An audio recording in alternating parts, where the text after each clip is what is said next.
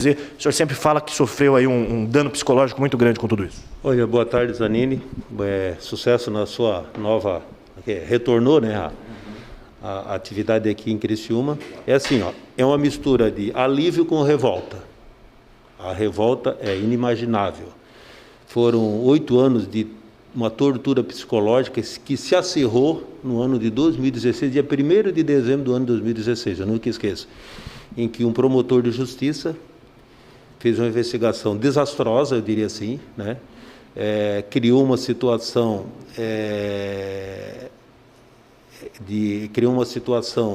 polêmica, né? Me destruiu psicologicamente e me denunciou, né? Como eu sendo o autor, e com a coautoria do policial Jacques, um policial que trabalhou comigo durante muito tempo. Então, isso aí, o que eu tenho para dizer é que, realmente, eu já fui julgado e condenado pela sociedade, infelizmente. Existe no mundo atual 3 tipos de justiça. A justiça divina, que é implacável, a justiça dos homens, que às vezes é falha, e essa porcaria de manifestação via redes sociais, onde as pessoas julgam, jogam pedra, sacrificam pessoas inocentes. Então, na época dos fatos, eu nunca esqueço, é bom que se diga, ainda tem muita gente ainda questionando a decisão judicial, é bom que se diga aqui perante a todos que eu fui denunciado pelo promotor de justiça, Dr. Márcio. Posteriormente, ele foi transferido, assumiu o Dr. Gabriel. E durante a fase de instrução criminal, aquele castelo de areia formado pelo Ministério Público,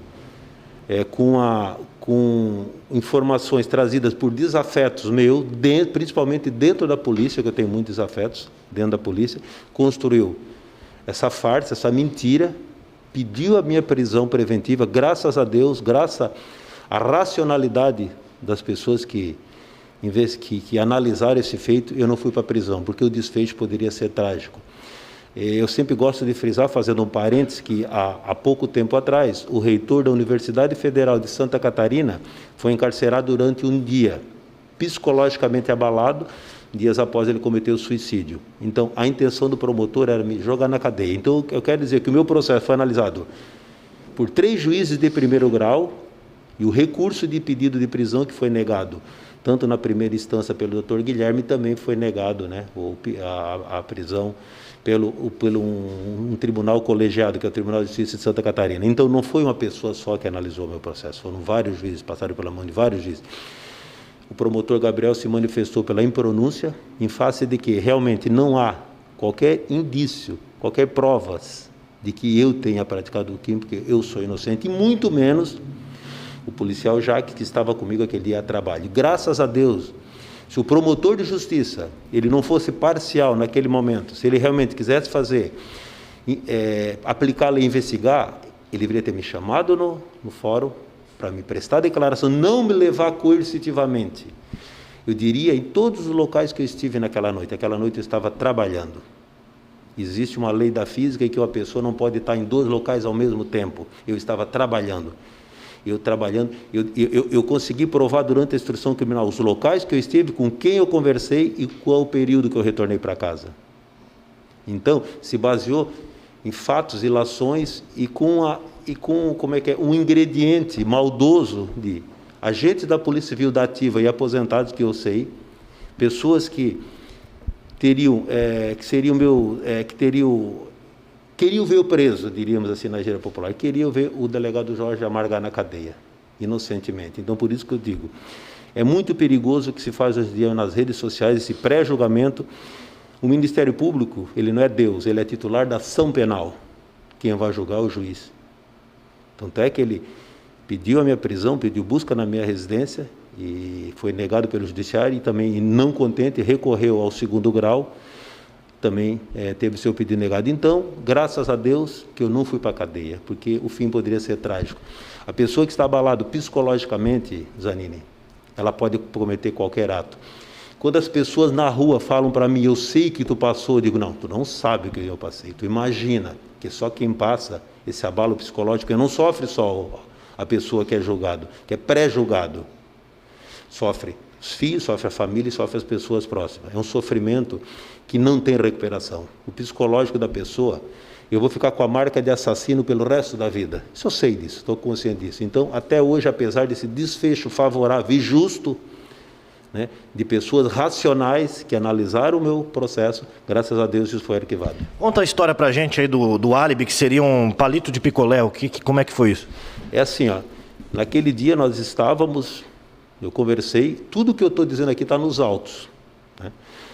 Naquele dia, durante o período da tarde, eu conversei com a Ivonete, ela foi na delegacia, eu paguei a pensão alimentícia. No final da tarde, eu cobrei a ela que ela viesse, eu vou retornar essa delegacia, que ela morava próximo, me trouxesse a certidão de nascimento da menina, que eu iria a Florianópolis no dia seguinte fazer um curso, que está nos autos, e ela não trouxe, então eu liguei no final da tarde e disse, olha, se tu não puder trazer, até agora, tu deixa aqui na delegacia, que mais tarde, que amanhã de manhã, quando eu for trabalhar, quando eu for para Florianópolis, eu levo para fazer a carteirinha do SC Saúde.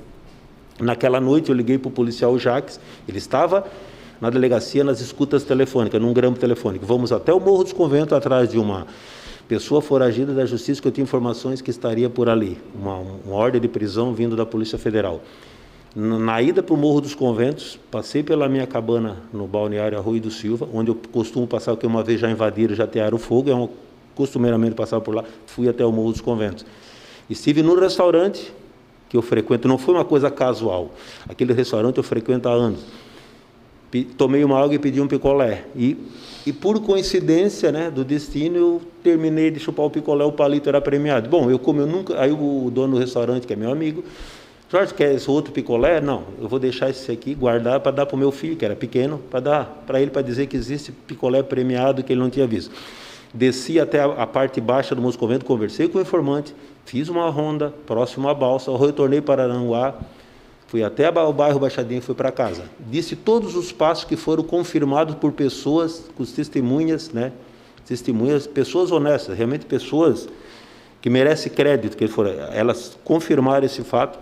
Falei ao promotor de justiça do Administração Criminal, para quem eu liguei, com quem eu conversei aquela noite.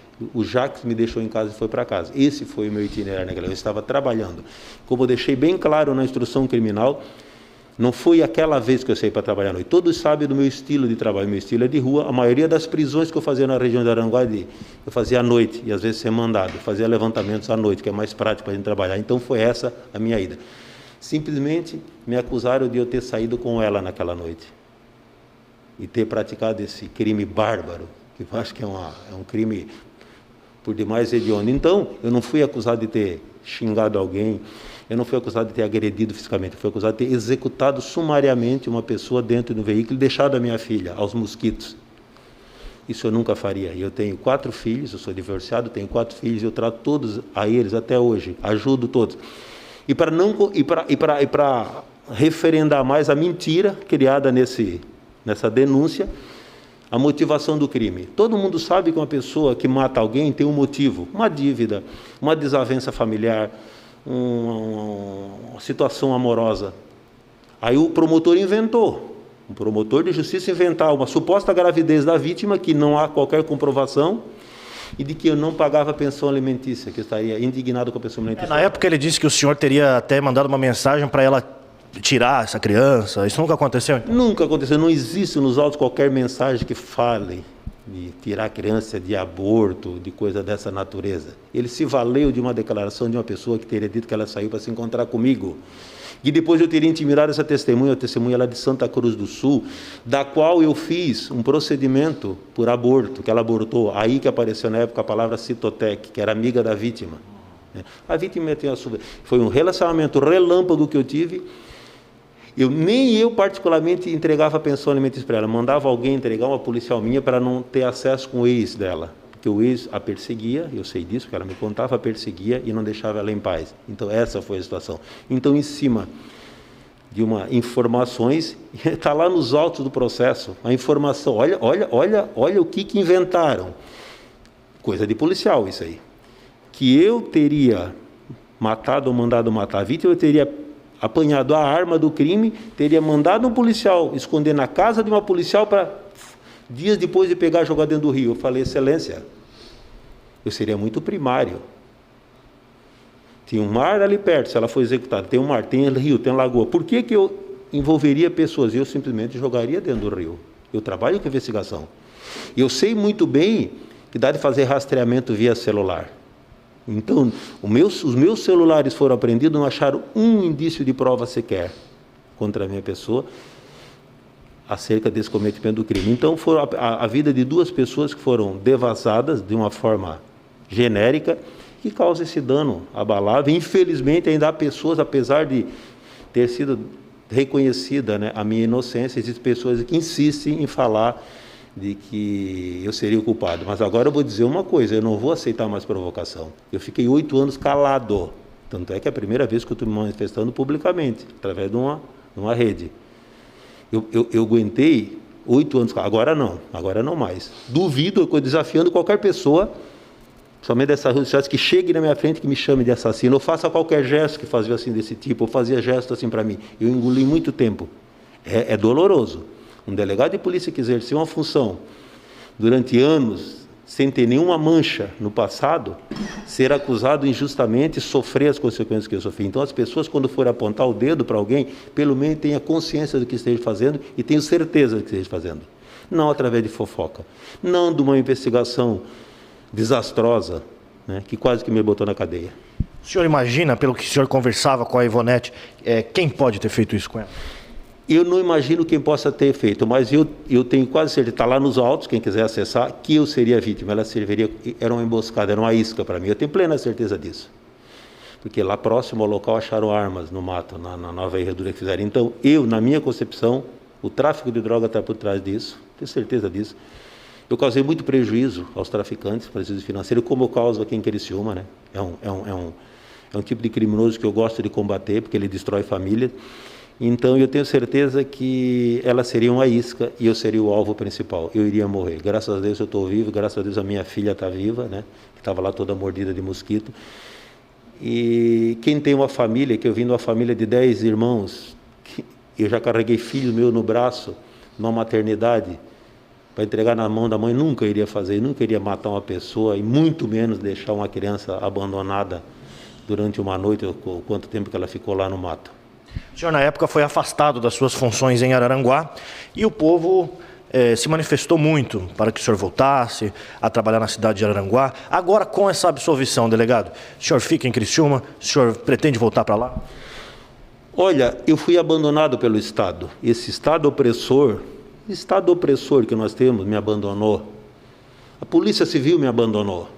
Os delegados de polícia se afastaram. Eu digo isso, que quando eu fui transferido para Criciúma, houve uma manifestação do movimento de mulheres, não sei do que aí, capitaneada por uma deputada, que não sei de que partido, mas parece que é de esquerda. Mandaram um documento, já pré-julgando, mandaram um documento para Florianópolis para que impedisse que eu viesse trabalhar em Araranguá, em Criciúma. Eu, descontente com isso, fui trabalhar em Turvo. Comecei a trabalhar, porque era a minha forma de reagir a esse mal que me fizeram, era trabalhando.